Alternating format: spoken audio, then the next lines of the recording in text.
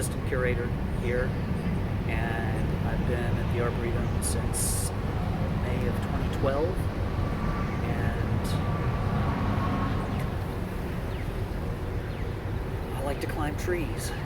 I'm Margot McIntyre, and I've worked in the Coker Arboretum since 2005 and been the curator since 2008.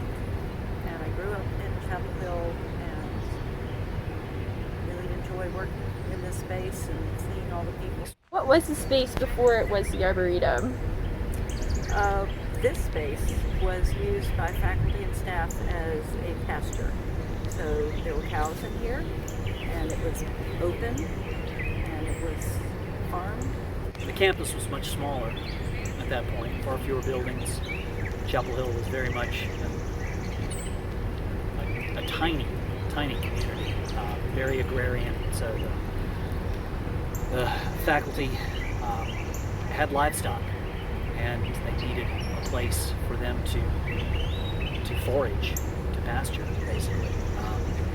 Students at that time still routinely rode horses to and fro. There was a stable on campus, so this whole space was basically soggy, wet, and full of clover. The lawn that we're sitting at the edge of is called Swain's Pasture for a long time. So yeah, first 100+ years, nothing but animals in here, and one or two walking paths. So when did the transition to the Arboretum start happening? Was Coker responsible for that? Coker was responsible for that. He was asked by Dr. Venable, who was the president of the university at the time, because they walked through here and by here. Venable thought it was a good idea to make it a beauty spot, and so he asked Dr. Coker if he could turn it into something beautiful. Yeah, it was at least 7 years, depending on the account you read. It's at least 7 years before any actual planting took place. From the time that this was given over to it, right about late 1902, early 1903, until the first trees were put in the ground around 1910. So how has the Arboretum evolved since then? Depended on who was running the show. So Dr. Coker was interested in plants of the southeast and plants that could be used medicinally, and he was also interested in fungi. So he had one whole set of interests and went along in that vein for a long time, but as other people came in and were in charge of it, their interests showed forth, and a lot of things changed. Mostly the plantings, paths were added. Coker had he had free reign pretty much to do what he wanted in the space from the time he was hired and given charge until his retirement 45 years later. It was really his project. He did have an interest in having this space used by the students as a teaching tool, not just a place to come and relax, get away from buildings, but also as a place to learn. He was responsible for installing a drug garden that was used by the School of Pharmacy here. The Botanical Garden, North Carolina Botanical Garden, was given charge 1982. Yeah. What makes the Arboretum unique, in your opinion, as a space now that you're taking care of it? I was lucky enough to be in a panel discussion with other university garden curators, caretakers. The first person who spoke said, yeah, I got here this morning and the first thing that happened is I got a phone call that there was a bulldozer in my garden and they were making a parking lot out of part of it. And other people from the other gardens said, oh yeah, that's happened to me, and we've had to fend off the developers, and because it's prime real estate, and in our case right in the middle of campus, and And I realized really quickly that we're lucky because we have the walls, I think, that have something to say about how sacred the space is.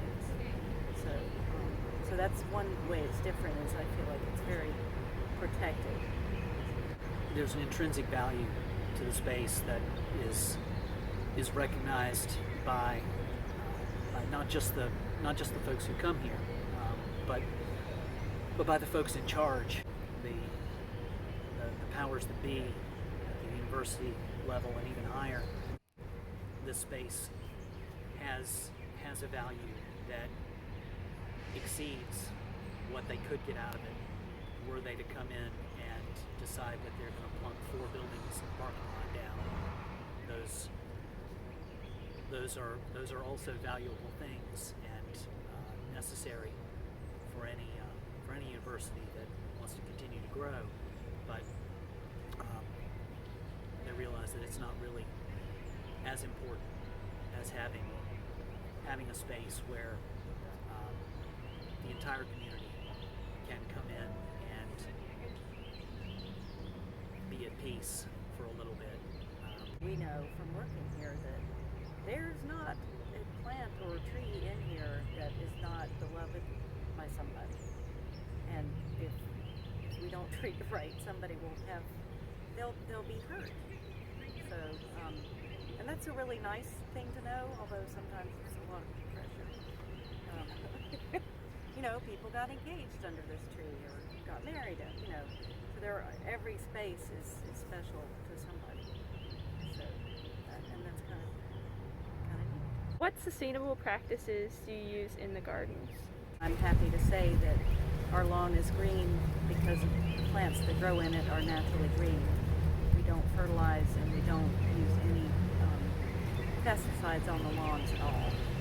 Over the years, I've been trying to strike a balance between making the space as beautiful as people expect a space on a major university campus.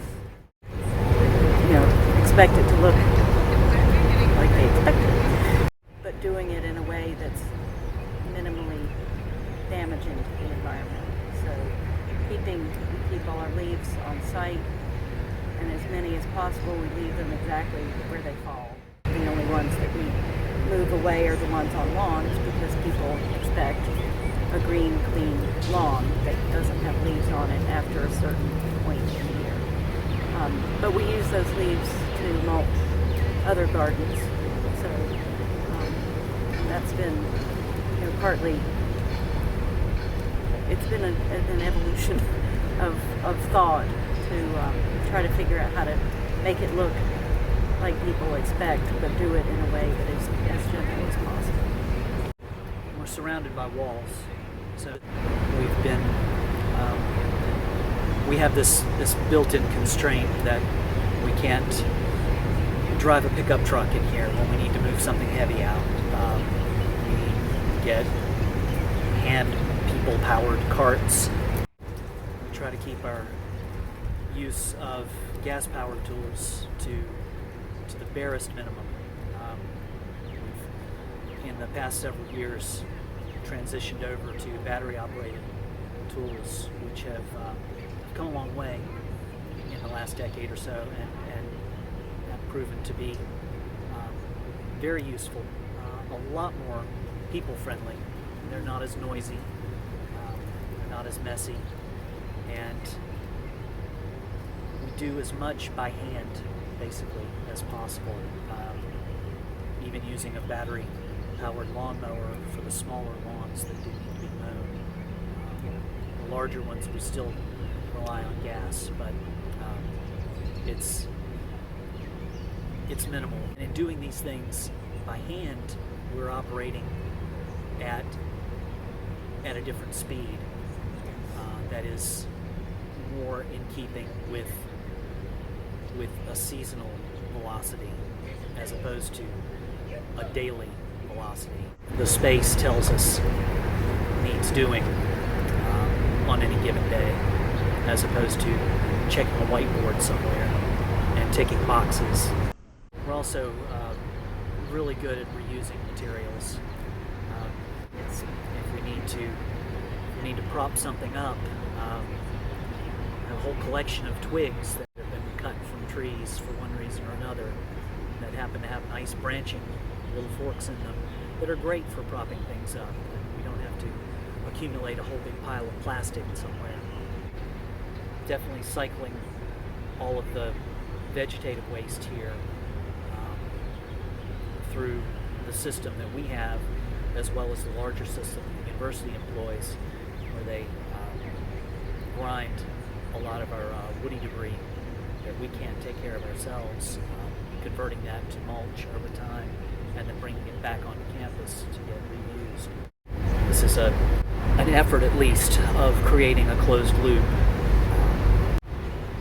We really don't throw anything away. No.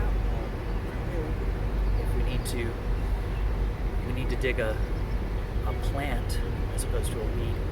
If we need to dig a plant out of the ground, we try to find somewhere else for it to go, as opposed to just tossing it. The deepest parts of the dry summer, we usually either skip all or part of the mowing, and it feels good to be able to do that. The lawn may not look as happy as some others, but it's safe.